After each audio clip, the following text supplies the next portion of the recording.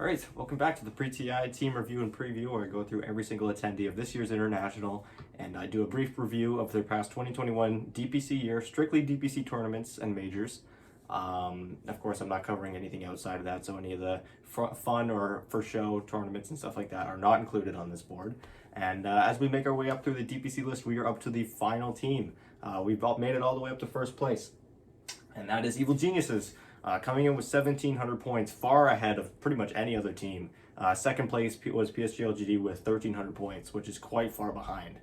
But yeah, despite the fact that these guys are coming into first place, they have only actually finished first place in one of the four tournaments this year, and that was the regional season in season one, where they played against strictly teams from the NADPC, most of which are quite weak in comparison to Evil Geniuses. So yes, jumping into our first season here, like I'd mentioned, we're going to be looking at the results.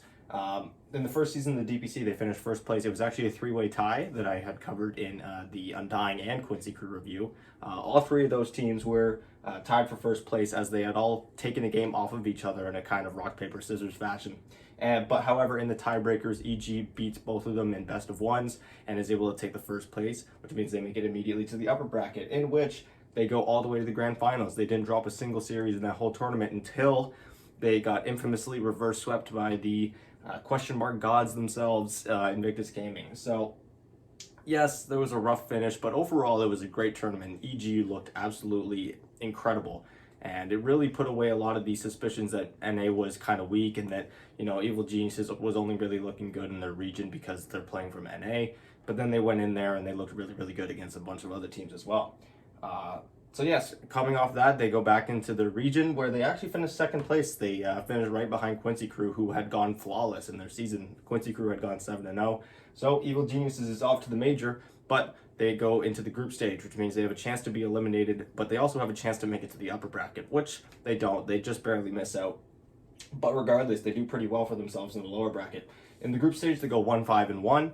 And in the lower bracket, they win 5 series in a row to make it all the way to the grand finals before being swept by the Chinese powerhouse and my personal pick for winning this year's International, which if you have not seen my PSG LGD review, you would know, or you wouldn't know. They get swept by PSG LGD in quite dramatic fashion. It was a quick series. So yeah, looking now at the series overall in the past DPC year that they've played against other teams attending this year's International. Again, this is strictly DPC. This is not including any sort of outside tournament or anything like that. Starting off with season one, like I said, they beat Undying but lost to Quincy Crew. But in the tiebreakers, they beat both Undying and Quincy Crew in the best of ones. Something that EG was very good at was winning game ones in any sort of series. But we'll get into that later.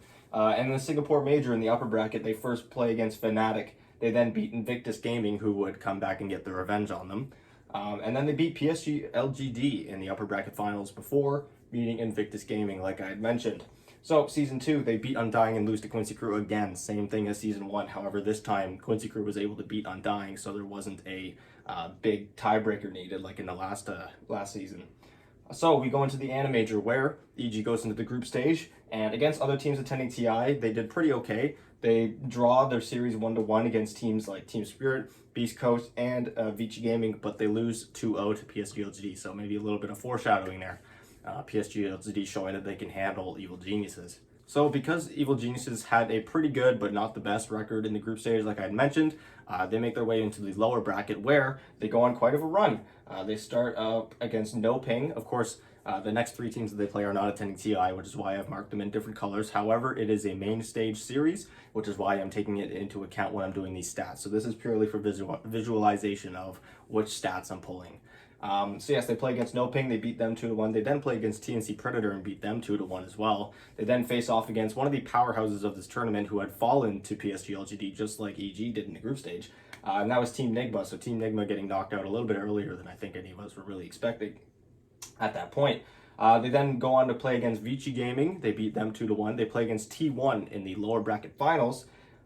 They beat them 2-1. And all the while this is happening, PSG LGD is just on a rampage. They are just knocking down every single team out of this upper bracket, to the point where these two teams finally meet in the grand finals, and PSG LGD again does not drop a game to them. So they beat them 2-0 in the group stage, and then they beat them 3-0 in the grand finals. So just utter domination from PSG LGD. And it was, someone had pointed out in my last video that I made it seem like PSG LGD was just dominating from minute one, but that's really not how it is. They dominate in the sense that they just know, they just understand the game so well. They know what to sacrifice when, all so that even if they are losing in the early game, they're just only giving very little bits of an advantage to the other team before Ame and the rest of the team, nothing to say, and all of them are strong enough to actually fight back and hit their power spike, and they punch back hard.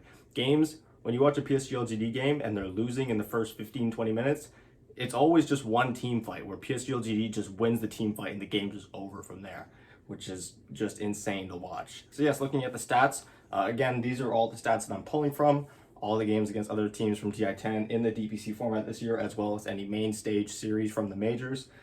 In total, there were 49 games, and they won 29-20, so just under a 60% win rate, which is quite impressive for almost 50 games. On Radiant, they go 18-12, so they played 30 games on Radiant, so quite high there. They go for a 60% win rate there. On Dire, they go 11-8, so slightly below 60%, but still pretty positive. On first pick, they go 13-11 for a 54% win rate, and on last pick, they go 14-9 for a 61% win rate. In combinations of the two now, on Radiant first pick, they go 9-4 for a 69% win rate. On Radiant second pick, they actually hovered near 50%, going 9-8. And on Dire first pick, this is the only win rate orientation that was actually sub 50% for them. They go 5-7 on Dire first pick, and then on Dire second pick, they go 6-1. So almost the complete opposite. They do quite well for themselves on Dire second pick, which is kind of odd because a lot of more than half of the games that I pulled for them here came from the Animajor, in which first pick was predominantly the better pick orientation. Obviously, you had last pick in the first and second phase when you were first pick, so it was quite a big advantage. In game ones, like I had alluded to earlier in the video, these guys were really, really good at getting off to a strong start in most series. They were 16-4 for an 80% win rate on 20 games, which is ridiculous. In game twos, that levels out a little bit. They go 8-10, so actually sub 50%. And in game threes, they go 5-4. Finally, in games less than 40 minutes, they go 23-10, whereas in games longer than 40 minutes, they go 6-10. So they did a lot better in games that were shorter, because I think the way that EG plays this is very similar to PSG LGD, where they're just really, really good at playing the map. But in games that they start losing control of that, or games get a little bit more hectic because they're getting longer, I think their strategy starts to deform a little bit, which is why there's a little bit of a gap there. And notably, all three of their losses in the grand finals in the Singapore Major, when they got reverse swept by IG, were longer than 40 minutes as well. So I think IG was kind of taking advantage of that, as well as just overall taking advantage of the fact that really greedy plays that EG was making in that tournament. Looking at the heroes now, they play a total of 68 different heroes on 49 games, which is pretty okay. It's not really that impressive, but it's still pretty high. They played Lion 14 times, Puck 13, Storm 12 times, Abed Storm Spirit, as well as his Puck. He was very, very good on the Puck. Earth Spirit 11 times, of course, that is Crit's hero. Ice Ice's Timbersaw 10 times, and Artesi's Terrorblade 9 times. As for their best heroes, like I mentioned, Abed's Puck goes 11-2. Ice Ice's Timbersaw goes 8-2, so that's a big reason why that was getting banned so much against them. And then finally, Artesi's Terrorblade goes 7-2. As for their worst heroes, they have Enchantress going 0-3. And it's a little weird that they had only played the Enchantress 3 times and they didn't really win on it, considering it was banned against them 14 times, which is quite high for 49 games. Then finally, we have Tiny going 1-4. That was played by either Crit or Abed. Abed actually played that a few times in the mid lane, but didn't really have all that much success. Most banned now, they had banned Nyx Assassin 16 times, as well as Phantom Lancer, which I thought was kind of weird. But then again, Artesi was playing a lot of these Terrorblade and Nature's Prophet, very single target heroes that had a hard time against illusion-based heroes, so they had a lot of bans on PL and Naga for that reason. Then finally, 14 bans for Viper. Most banned against them, Timbersaw, no surprise. Ice is one of the best Timbersaw players in the world, if not the best. So no real surprise there, especially with how strong that hero was just in general. Abed's Puck was banned 18 times, and Broodmother, again, Ice hero. Again, that hero was super broken, but Ice was one of the main players that made that hero look so good. 17 bans from that. Looking now at their roster, they actually only have one member of their roster that has won an international, but never as a player, and that is their coach, Bulba, who actually won TI5 as a coach with Evil Geniuses back when they won with the Sumail stack, or Sumail, PPD, and all them. So next up we have Artesi, who the furthest he's ever finished in an international has been finishing 3rd place at both TI4 and TI8 with Evil Geniuses. That goes for Crit and Fly as well, who were on that team in TI8 when they finished 3rd place. Abed, the furthest he's ever gone, was finishing just past the best of ones, which was the 9th and 12th slot with Fnatic at TI7. And Ice finishing in 3rd place at TI1, all the way back with Scythe. Of course, Ice has been to numerous TIs, but 3rd place was the best that he got so far. He had finished, I believe, 4th place with eHome at TI6, something like that. So he's been around for quite a while. And yeah, finally wrapping things up with their averages. They have an average GPM of 22.38, XPM of 25.92, an average KDA of quite high of 4.66, and an average match duration of 37 minutes and 30 seconds. I put as a little side note, just as a little fun gimmick, similar to something I did with Team Liquid when I did a review for them way down the line, back before the Animajor, where they had Oracle contested in pretty much every single game they played. So I did something kind of similar for Ice here. So of course, he had played Timbersaw 10 times. It was banned against them. It was banned against them 21 times, and then EG themselves banned it 8 times. So just right there, off of that, it was contested in 39 of the 49 games. And that's not even including the times that they played against Timbersaw. So it was contested quite a lot whenever EG was playing. So yeah, that does it for my review. Personally, I think the Evil Geniuses is going to go on a run. They're going to make upper bracket. I would be very surprised if they didn't make upper bracket. They've shown that they can do really well at LANs and against other regions.